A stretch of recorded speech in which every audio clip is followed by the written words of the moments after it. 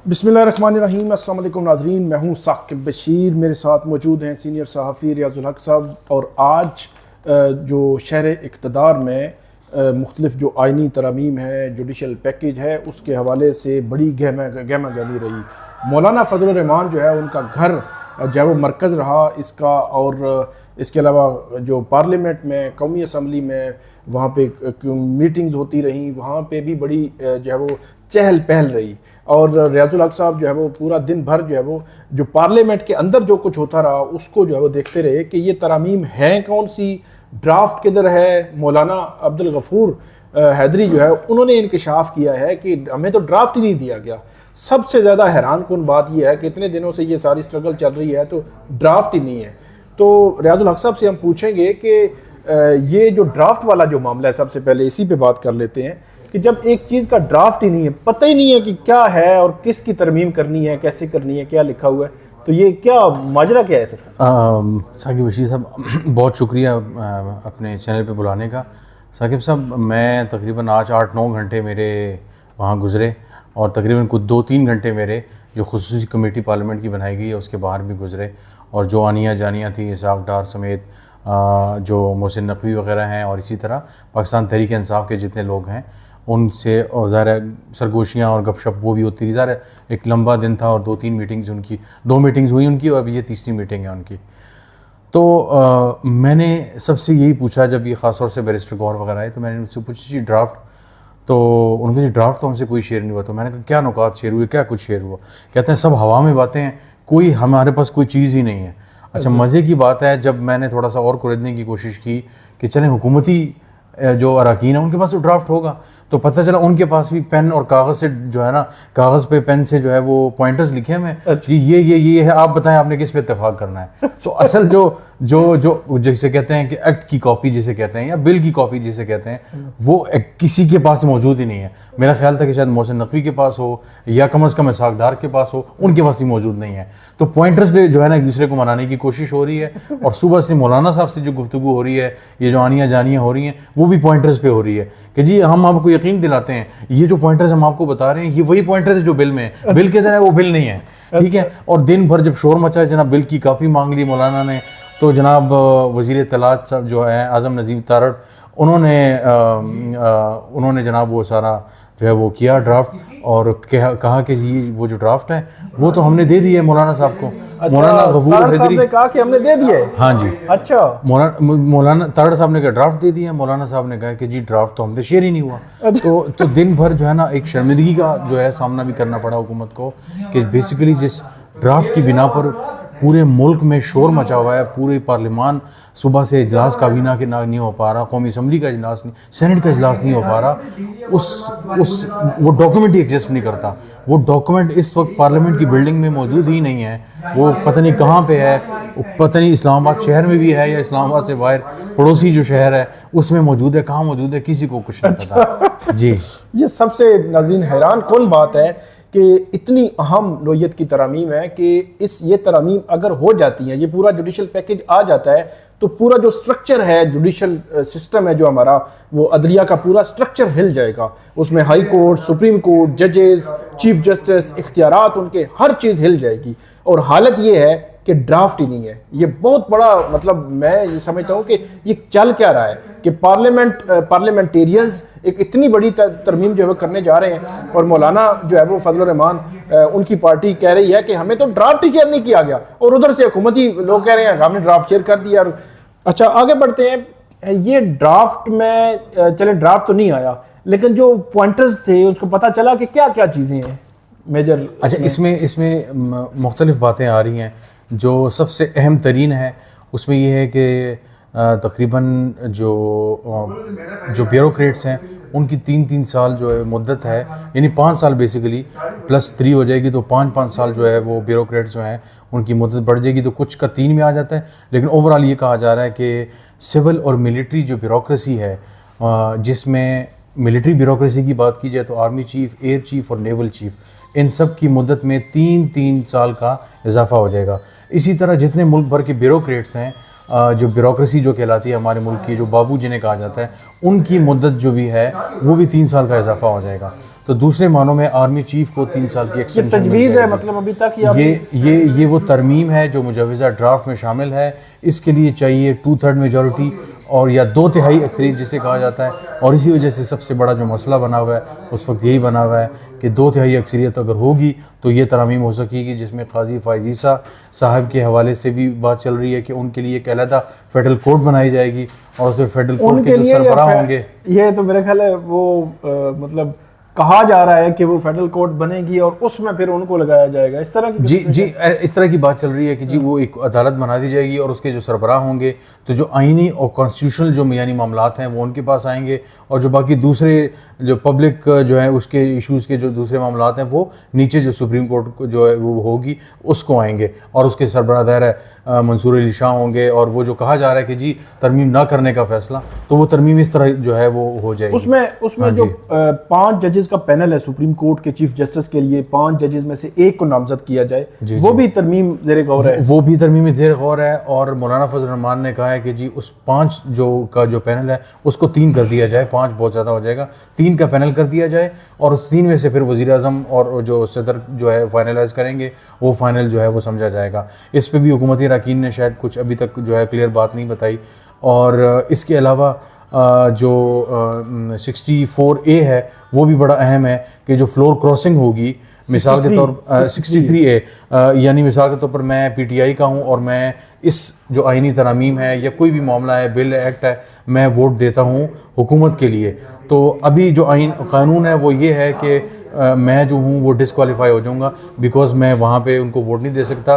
Disqualify ऐसे कि मैं नायल मेरी पार्टी जो है कागज़ देगी और मुझे असम्बली से स्पीकर के कहने पे कर दिया जाएगा क्योंकि मैंने पार्टी के ऑर्डर की खिलाफ वर्जी की है, क्योंकि 2 सितंबर को तमाम PTI अरकान को कह दिया गया है कि वो किसी और को वोट या हुकूमती बिल को वोट नहीं देंगे, तो उस तौर पे अपनी सीट से महरूम हो सकते हैं PTI का कोई रुकन या सुन्नी इत्तेहाद काउंसिल का कोई रुकन। उसको हुकूमत जो है एक ज़माने में ख़त्म की गई थी, ये दोबारा ला रहे हैं। इसको हॉर्स ट्रेडिंग कहा जाता था एक ज़माने में, तो अभी जो है ना फ्लोर क्रॉसिंग जो सारा मामला है, चूँकि ज़रूरत पड़ गई मियाँ साहब को भी, तो अभी ये वापस ला रहे हैं। उसी तरह जिस तरह सन 98 में मैं सुबह वो केस भी पढ़ रहा था, मलिक असद जो है PLD 1998 केस है सुप्रीम कोर्ट का, जिसमें बाकायदा तौर पे तय किया गया था कि जो सीनियर मोस्ट जज जो होगा सुप्रीम कोर्ट का वो लगेगा, वो चीफ जस्टिस होगा। और उस वक्त हुकूमत थी मियां नवाज शरीफ साहब की।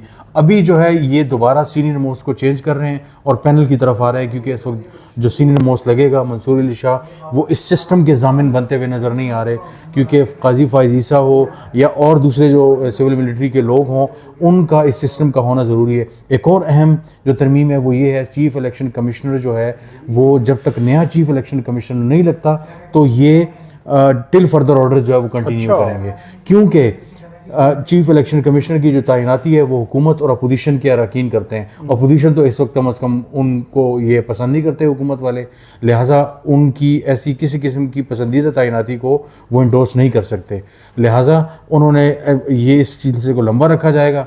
और इस वक्त जो है यानी काजी फ़ाइज़ ईसा, मिलिट्री के कुछ अफराद और चीफ इलेक्शन कमिश्नर, इन तीनों की कंटिन्यूशन के लिए ज़रूरी है कि ये आइनी तरामीम आए। ये आइनी तरामीम तब होंगी जब 2/3 मेजॉरिटी होगी।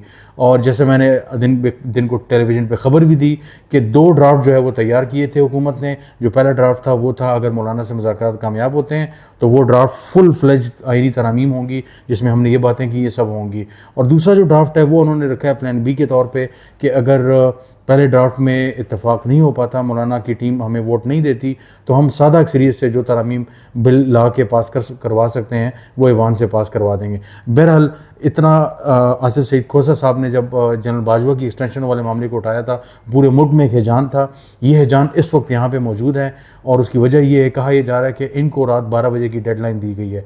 अब मौलाना गफूर हैदरी ने जो कहा है कि जी बिल को बाद में ले आएँ, मुझे नहीं लगता कि हुकूमत इस पर जो है पीछे हट पाएगी। मौलाना साहब जो है खुसूसी जो कमेटी है उसमें दाखिल होने वाले हैं और उसमें जब वो बैठेंगे तो अब हुकूमत उनके सामने कोई ड्राफ्ट रखती है, कुछ रखती है, उनको कैसे मनाती है ये जो है वो अब्दुल गफूर हैदरी साहब जो है नाजरीन, उन्होंने जो बात की है मीडिया से मौलाना जो फजल रहमान के घर के बाहर, उससे पहले जो हुकूमती वफद था वो भी उनसे मिल चुका था, पीटीआई का वफद भी मिल चुका था, और वो अचानक नमोदार हुए, उन्होंने मीडिया से बात की, उन्होंने कहा हमसे तो ड्राफ्ट ही शेयर नहीं किया गया, और साथ ही उन्होंने ये कहा कि बाकी पॉलिटिकल पार्टी, बाकी अपोजिशन की जो पार्टीज हैं उनके साथ भी हमने कहा है कि आपको कंसेंसस डेवलप करने की कोशिश करें, और ये मामला इस तरह नहीं है जब तक ड्राफ्ट ना आए, हम देख ना लें, तब तक हम कैसे अपनी राय दे सकते हैं।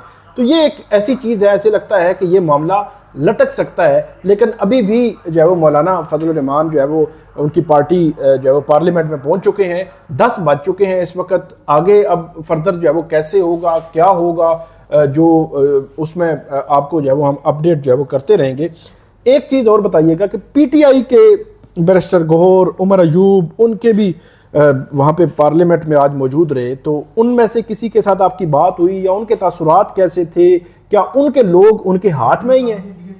अच्छा, उनके लोग, मुझे तकरीबन ऐसा लग रहा है कि उनके हुकूमत के जो है वो पीटीआई के जो है वो हाथ में है, क्योंकि एक चीज़ जो मुझे नज़र आई कि दो चीज़ें बड़ी इंटरेस्टिंग जो मुझे नज़र आई। असद कैसर साहब से कोई 1 घंटा जो है उनके चेंबर में मेरी मुलाकात हुई, और वो बज़ाहिर ऐसा लग रहा था कि जी हुकूमत कर रही है तो ये कर ही लेंगे, ज़ाहिर है, और डंडा पीर होता है, पीर काम करवा रहा है, और हम जो है अब क्या कर सकते हैं, हम तो शोर शराबा ही कर सकते हैं। उनके तासुरात ये थे, अच्छा ये कर रहे हैं, ये वो सारा। तो मैंने उनसे पूछा कि आपके जो चंद 2-3 अरकान हैं जो गायब हैं और जिनको आप लोग अगवा का भी कहते हैं कि जी वो मुय्यना तौर पे अगवा भी हैं, उनकी क्या अपडेट है? क्या वो उनको ऐवान में वोटिंग के लिए लाया जा सकता है? उनका जी वो उनका वोट तो नहीं होगा और हम सुप्रीम कोर्ट में जाएंगे, उनको चैलेंज करेंगे।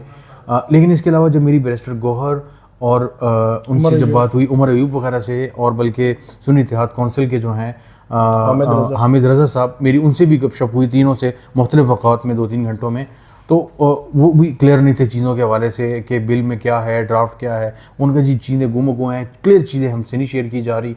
दूसरा उन्होंने जो इम्पोर्टेंट बात की, जब मैंने उनसे यही पूछा कि आपके जो अरकान हैं वो आगे पीछे हो जाएंगे, उन्होंने जी हमारे अरकान तो कहीं नहीं जा रहे, और अगर इस किस्म की कोई बात होती है, ये कुछ कार्रवाई करने की कोशिश करते हैं, तो हम जो है उसके ख़िलाफ़ एक्शन लेंगे, और कल के सुप्रीम कोर्ट के ऑर्डर के बाद तो बिल्कुल ये तुक नहीं बनती। तो बताइए, इस हवाले से वो मुतमईन नज़र आ रहे थे, लेकिन बिल के हवाले से भी ऐसा लग रहा था कि उनसे तो चीज़ें शेयर नहीं की जा रही। जैसे मैंने शुरू में कहा कि उनको से भी नहीं शेयर की जा रही। हाँ, हुकूमत के खुद के पास भी जो पॉइंटर्स हैं, जो बल्ब या टाइप्ड हैं या पेन से लिखे हुए हैं, सबके पास एक फाइल है और उसमें 2-2 सफ़े हैं। अच्छा। एक है खाली सफ़ा जिस पे नोट्स लेने हैं, दूसरा सफ़ा है जो इनको दिया गया है। तो वो 2-3 लोग लेके फिर रहे हैं, जिसमें एक जो है वो आज़म नज़ीर तारड़ जो हैं वो उनके हाथ में जो है वो है सारा, और ये उसको लेके घूम रहे हैं। और बाकी इसहाक डार भी हर थोड़ी देर बाद वापस जो है वज़ीर-ए-आज़म के चैम्बर में जाते नज़र आ रहे हैं। फिर हमने देखा कि नवाज शरीफ साहब भी आए, वो भी जाके वज़ीर-ए-आज़म के चैम्बर में बैठ गए। तो बड़ी एक अजीब सी सूरत हाल थी। और मज़े की सबसे दिलचस्प बात जो थी वो मैंने देखी कि पीपल्स पार्टी के लोग पूरे ऐवान में सबसे रिलैक्स थे, ऐसी थे जैसे बंदा दूर दराज के इलाके में छुट्टी के दिन शादी ब्याह पे खाना खाने के बाद जो बाहर जो है ना शादी हॉल के बाहर वॉक करता है। अच्छा। इस तरह जो है ना वो पार्लिमानी पार्टी के इजलास के बाद भी बहुत रिलैक्स नज़र आ रहे थे और वो दाएं बाएं घूम रहे थे। तो मुझे किसी तौर पर उनके चेहरों पर परेशानी नज़र नहीं आ रही थी, चाहे वो बिलावल थे, चाहे कोई भी थे। खेलदास कोहिस्तानी साहब से गपशप हुई, उनका जी सानू की पता है जी, जेड़ा करा रहे हैं वो करा रहे हैं। अच्छा। तो बड़ा एक रिलैक्स माहौल था।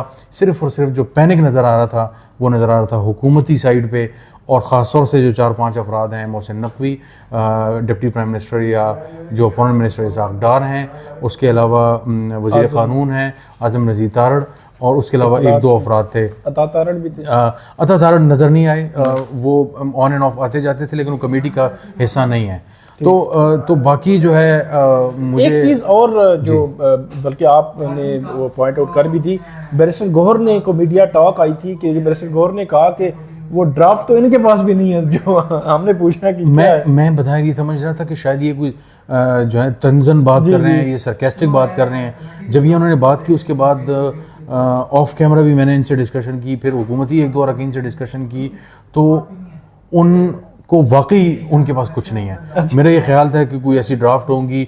हमेशा ये होता है कि जब इस तरह की तरामीम आती हैं, ख़ास तौर से जब आईनी तरामीम आती हैं, तो वो बाकायदा तौर पे समहाउ उनके चीज़ें बाहर आ जाती हैं, कोई बिल की कॉपियाँ हो जाती हैं, कोई जर्नलिस्ट, हम लोग लीक कर देते हैं, मैं बहुत सी जो है डॉक्यूमेंट्स ले आता हूँ, समरीज आ जाती हैं हमारे पास, वज़ीर-ए-आज़म ऑफिस को हम देखते हैं तो कुछ ना कुछ आ जाता है कि ये क्या ड्राफ्ट है। यहाँ तो इतनी खामोशी और इतनी उजलत भी कहेंगे उसमें ये काम हो रहा है कि ओरिजिनल ड्राफ्ट ही किसी के पास नहीं है और उनको ख़ुद नहीं पता कि उन्होंने क्या करना है। उनको ये बताया कि ये 5 नमाज़ें हैं, आपने इन 5 नमाज़ों का जिक्र करना है। किसी को नहीं पता कि फज्र है, ज़ोहर है, असर, मगरिब है, क्या है। तो एक अजीब किस्म की कन्फ्यूजन। अच्छा, इसमें एक चीज़ मैं ऐड कर दूं नाज़रीन कि 18वीं तरमीम आइनी जब तरमीम हुई थी तो एक बाकायदा तौर पर एक पार्लियामेंट्री कमेटी थी, पार्लिमानी कमेटी जो आइनी रिफॉर्म्स के हवाले से जो है वो काम कर रही थी। तकरीबन 1 साल तक उन्होंने काम किया और उनकी 77 मीटिंग्स हुई थी, तमाम पॉलिटिकल पार्टीज़ उसमें शामिल थी, बड़ी इन डेप्थ उसमें मुशावरत हुई थी, तजावीज़ जो है वो सिविल सोसाइटी से भी ली गई थी, मीडिया से भी ली गई थी। उसके बाद ये 18वीं तरमीम का प्रोसेस जो है मुकम्मल हुआ था। 1 साल तकरीबन लगा था इसमें जो है वो इस सारी तरमीम को। तो जब इतने कंसेंसस के साथ, मुशावरत के साथ, हर तबका फ़िक्र को उसमें शामिल करके तमाम स्टेक होल्डर से राय लेकर आप कोई भी कानून साजी करते हैं तो 18वीं तरमीम पे कोई इस वक्त सवाल नहीं उठाता, ना उठाता है, ना उठा सकता है, क्योंकि सबका उसमें इनपुट थी, सबके कंसेंसस से हुआ था। अब भी वक्त है कि हुकूमत इतनी अहम तरमीम करने जा रही है तो तमाम स्टेक होल्डर्स को, अपोजिशन को बिठाएं, तमाम से जो उस पर कमेटी बनाएं, कमेटी बड़ी, उस पर एक एक जो आपकी आईनी शिक है उस पर तजावीज़ लें, उस पर मुशावरत करें, उसके बाद जो उसको फाइनल करें और कंसेंसस के साथ इस तरह करें। क्योंकि अगर इसी तरह ये हुआ तो इसमें बड़ा क्लियर कट मामला समझ आ रहा है कि जो अदलिया की आज़ादी है वो कंप्रोमाइज़ हो रही है। अदलिया की आज़ादी कंप्रोमाइज़ होने का मतलब ये है कि आप अदलिया के उस दुकान को बंद कर रहे हैं। तो इस तरह नहीं होता। अदलिया जो है वो एक पिलर है इस स्टेट का। तो ये आइनी तरमीम जो है वह हुकूमत को जो कंसेंसस के साथ लानी चाहिए। अब आखिरी बात कि आपको क्या लग रहा है, क्या होगा, क्या लगता है? मेरा ख्याल है कि हुकूमत अभी भी इस नतीजे पर नहीं पहुंची कि हमने करना क्या है। उसकी बुनियादी वजह यह है कि नंबर्स गेम कल से हुकूमती वज़रा, ख़ासतौर से ख्वाजा आसिफ और दूसरे जो वज़रा ये दावा कर रहे थे कि नंबर्स पूरे, उनके नंबर्स बिल्कुल पूरे नहीं हैं। और अगर इनके नंबर्स पूरे होते तो आज सुबह फजर को 3 बजे तक ये मुज़ाकरात ना कर रहे होते हुकूमत के साथ, और अभी हुकूमती जो है मौलाना फजल रहमान के साथ, और आप सारा दिन तकरीबन 3 दफ़ा मोहसिन नकवी जा चुके हैं जो है मौलाना साहब के पास। अपोजिशन की तो बात ही कुछ और है, वो तो मौलाना भी एक किस्म के टेक्निकली अपोजिशन में है। तो बात यह है कि हुकूमत फ़िलहाल कन्फ्यूजन का शिकार है और पैनिक का भी शिकार है, क्योंकि उनको कहा गया है कि आपने ये जल्द से जल्द करनी है। ये मामला कहाँ तक ले गए, आपसे एक मौलाना नहीं संभाला जाता। और तो उनको ज़ाहिर ताने भी सुनने को मिल रहे हैं। आज़म नज़ीर तारड़ मुझे सबसे परेशान नज़र आए। डार साहब मैंने बहुत सी जगहों पर डार साहब को बड़े जो है ना वो मज़ाहिया बातें करते थे, गपशप करते देखा, और बहुत ज़्यादा जो है ना फुलझड़ियाँ फैलाते हैं जब गुफ्तगू करते हैं। लेकिन आज जितने वो डरे, सहमे, संजीदा और परेशान नज़र आ रहे थे, मेरे लिए हैरानी की बात थी कि ये ऐसा क्या है। तो फ़िलहाल हुकूमत जो है मुझे पैनिक में नज़र आ रही है। मुझे नहीं नज़र आ रहा कि हुकूमत के हाथ में फ़िलहाल कुछ है। इस मुल्क में कुछ भी हो सकता है। मौलाना साहब की मीटिंग है, मौलाना साहब कमेटी में, खुसूसी कमेटी में जाते हैं, हो सकता है वहाँ ब्रेक थ्रू हो जाए। लेकिन अगर कोई ड्राफ्ट शेयर होता है, कुछ चीज़ें होती हैं, और मुझे ये लग रहा है कि शायद कुछ लोग, कुछ दो भी है, तो शायद मौलाना हुकूमत से वो कुछ मांग रहे हैं कि शायद वो हुकूमत नहीं दे सकती। अच्छा। तो अगर कोई बड़ा ब्रेक थ्रू हो जाए, और अभी पार्लियामेंट में जहाँ पे ये मौजूद हैं, इससे तकरीबन 30 से 40 कदम उस साइड पे जो है वो मियाँ मोहम्मद नवाज शरीफ सब बैठे हुए वज़ीर आज़म के चैम्बर में। हो सकता है कि उनकी मुलाकात भी हो जाए चैम्बर में जाकर। तो ये देखना होगा कि ये मुलाकात कितनी सूदमंद होती है और इससे कुछ जो है वो समर मिलता है या नहीं, या फिर आज की रात जो है ऐसे ही गुजरेगी। बहुत शुक्रिया रियाजुल हक साहब ने हमें तफसील के साथ बताया कि दिन भर क्या चलता रहा, मौलाना किस तरफ जा रहे हैं और हुकूमती रवैये जो है वो क्या बताते हैं। नाज़रीन, आपको हम अपडेट करते रहेंगे। आइंदा से भी जो भी इस हवाले से अपडेट आती है, आप हमें इस वीडियो पे फीडबैक दीजिएगा, कमेंट कीजिएगा। बहुत शुक्रिया।